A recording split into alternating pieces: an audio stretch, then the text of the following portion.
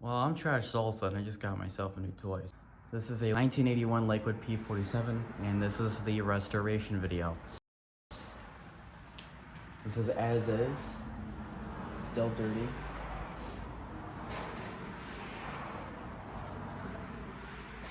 Here's the back. I know you can't see too well, but I don't really care. It's got a McMillan square stator. It's got a pile of nails in the bottom rolling around in there. Thermostat, which is having issues. Here's high.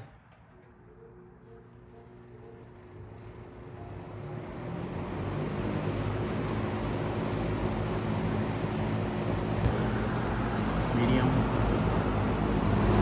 Got the 4 rivet blades.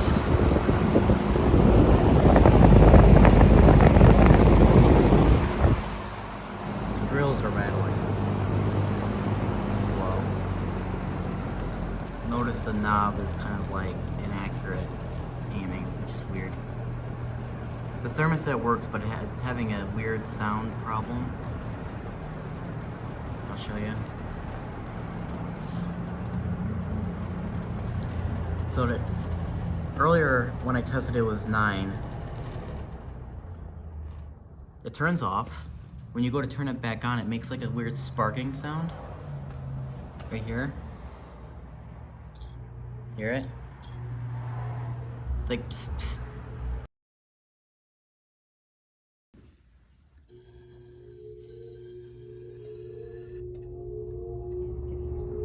That thermostat's... I really hope that's not electricity.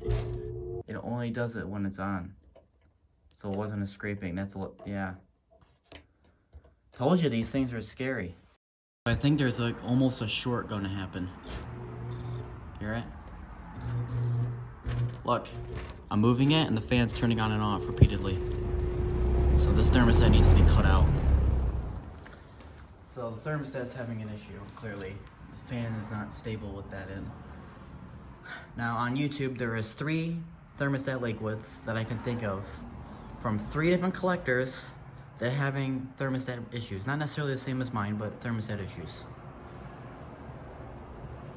Because what happens is these fans typically, this thermostat on these fans typically tends to short and it damages everything else in the fan or kills the motor. So I was very aware of this and I'm glad because I don't trust this at all. So my plan is to just cut the wires and jump them together or skip it. Just have the fan skip the thermostat, go right to the switch into the motor. But just still leave the knob and all that here. So it's a thicker cabinet, I think. Let's attest to that. I'll get some better lighting here in a moment. 6.5 inches.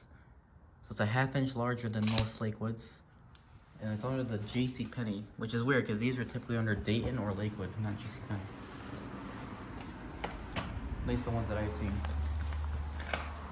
And the motor is very dirty, so that'll have to be cleaned. Alright, so let me do this outside. And we'll have to see what the thermostat looks like. I think the fan's okay as long as this thermostat stays off in this position. I think it'll be okay, but it's starting and stopping at the same exact number. Because we're outside now, and when I tested it, when I got it, it was at 9, and it still is at 9, even though I'm outside, and it's like 60 degrees out here. There's no way it's the same from inside to outside, and the temperatures are like 30 degrees different. So there's no way it's still the same number. So that's another one of the issues you can look out for in a thermostat, is if it's stopping at the same number in different environments. And get a startup sound in case it changes afterwards.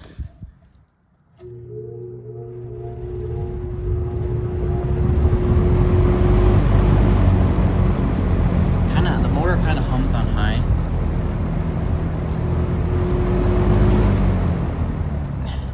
The fan does shake. And there's no rust on the bottom. So let's get working on it. Alright, again you're gonna hear cars, nothing I can do. Start at the front row.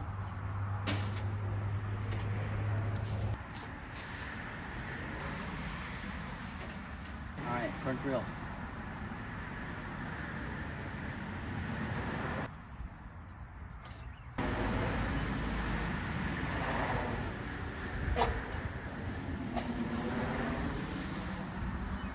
Ew, dead spider nest. This knob won't come off. How come? It's like it's glued in or something.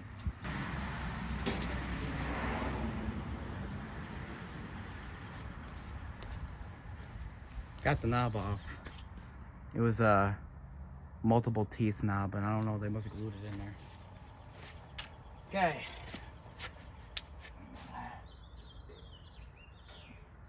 Let's see how this thing, stupid thermostat, goes together.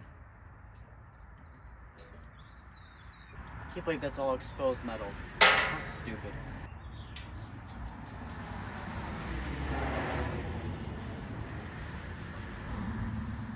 Alright, thermostat has been jumped. Called my relative up and we've figured that out. I took the brass things out of the thermostat and we've used that to tape these two together. That's why this is flat. Because those little brass flaps are here. I tested the fan, looks like it works on all speeds without the thermostat. See, I just took those brass things off the metal. So, my relative wanted to try and fix this. I don't really want to use it again, but if he wants to fix it and try to repair it, then I'm going to let him have at it. What I'm going to do with the thermostat is just put like a bag around it, like one of those little switch bags. And then I'm going to put it in the fan and then just put that knob on top so it looks authentic. So what I'm going to do now is try to get the blades off, try to clean the whole fan, and then the next clip, it should maybe just be assembly or motor work, I don't know. I got the blades off. I tactically hammered them out. I put 2 pieces of wood underneath the blade, then put them on this chair here. And then what I did is I put this socket in there and hammered it out, so that's how that went. And like I said, this is jumped. So these are the little brass pads that would go on to the thermostat, which are now jumped. So what we need to do now is run this and sand the shaft down and then go from there. Alright, we're up in the bedroom now. So fan is clean and all that stuff has been done. So I'm just going to go over quickly what I have done and just what is sitting here specifically.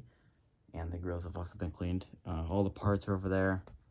I have all the tools that I'll need to get this together. So let's just show you what I have cleaned. Because I believe in the last clip I was showing you the splice. So, first of all, there's your knobs, cabinet. These are like paint missings. And then this is your handle. It's very much darker and now shinier. There's your motor. The motor says it draws 3 amps. I kind of think that's BS, but we'll find out. That does not, because when I look at the stator and the windings, they look exactly the same as the 2.4 amp motors. If it was a 3 amp motor, that would have been a lot thicker. So here we have your switch. Here we have the thermostat. It's not hooked up to anything. It's just bare thermostat. I have it wrapped around the switch because, again, bare metal. Like what? So this is just a baggie. I'm going to cut this short and the twisty tie the end off. So besides that, we have wire covers done. All the screws have been alcoholed and cleaned in here. This is the switch box. I hate switch boxes. These are stupid. Switch bags are way nicer to deal with. Because this, if you have to access the switch, you got to unscrew it. And then this requires the front and back grill to be off, which is just ridiculous. So, I am not fond of these, but this is a 1981 model. But for some reason, it says it has metal blades, so they decided to reuse a bunch of old stuff. Whatever. Here we go. Here's high.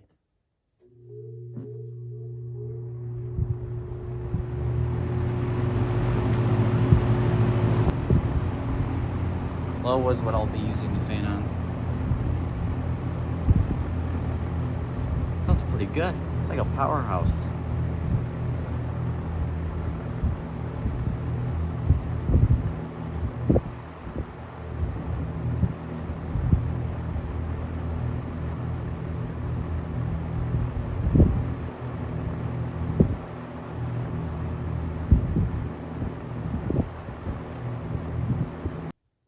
that's that. That's all she wrote, folks. It's done. And what I mean done, I mean it's pretty much done. There's really nothing to do now, except polish the blades and maybe re-oil the motor. But I did everything, you know. I mean, well, I didn't varnish it, but I didn't need it. I guess that's really the only real procedure that I'd have to do, is varnish it. But that everything else is just kind of optional. Like, I don't need to polish the blade, so that's not really a necessity. But, like, varnish would be, if in the event that this starts buzzing randomly. Yeah. Fan looks cool and weird at the same time. Let's show you the back. I hate the wide handles because when I go to pick them up, I feel like they're gonna break because, you know, the tension's kind of in the middle. So I have to spread my fingers out so I don't break the handle. It's really annoying. There's the back. The back looks... Again, this looks like a bad looking Franken fan. Like, this looks like I just took a P-53 second gen and just put like random Lakewood metal blades on it. And then put like one of the JCPenney handles on it and just said, yeah, I made a fan out of it. But no, this is it. This is a real fan. This is a model. Alright, here's high.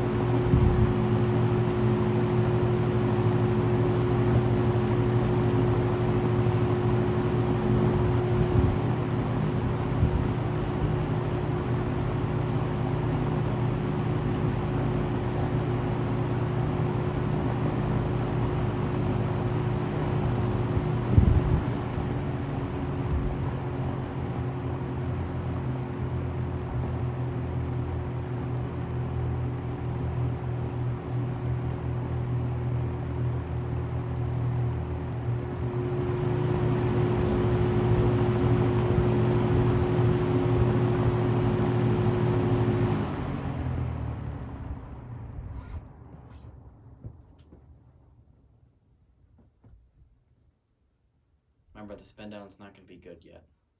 The oil has not had time to settle in. I think the fan already drank all the oil I gave it, so I'd have to give it more. Fans can do that, by the way. It's weird. You give them oil and then they go dry like a day or two later, and you're like, what the heck happened?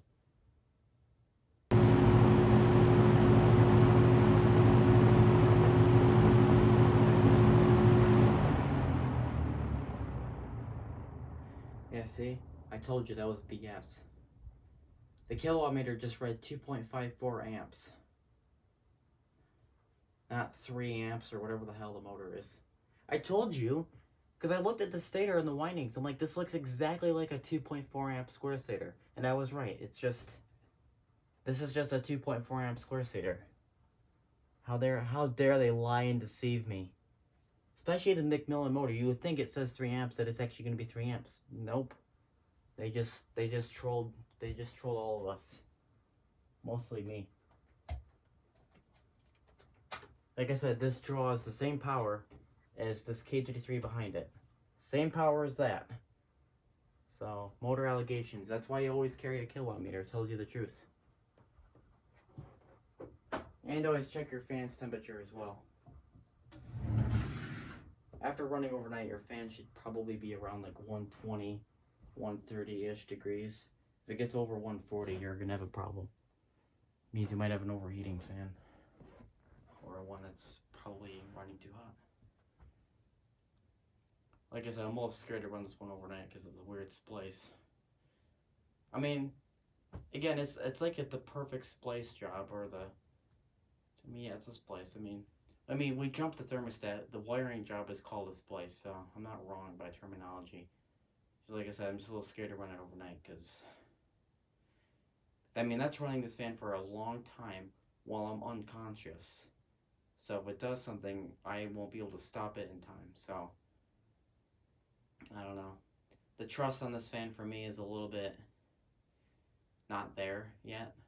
But I won't be running this overnight anytime soon anyway, because the GBL is currently the overnight fan for the week. So I'd have to wait till Sunday anyway, because Sunday is one of the Sunday night fans. So I'll have to oil this by Sunday, and then maybe Sunday night we'll test it. So, all right, if you guys enjoyed this ridiculously long video, then see you guys in the next one.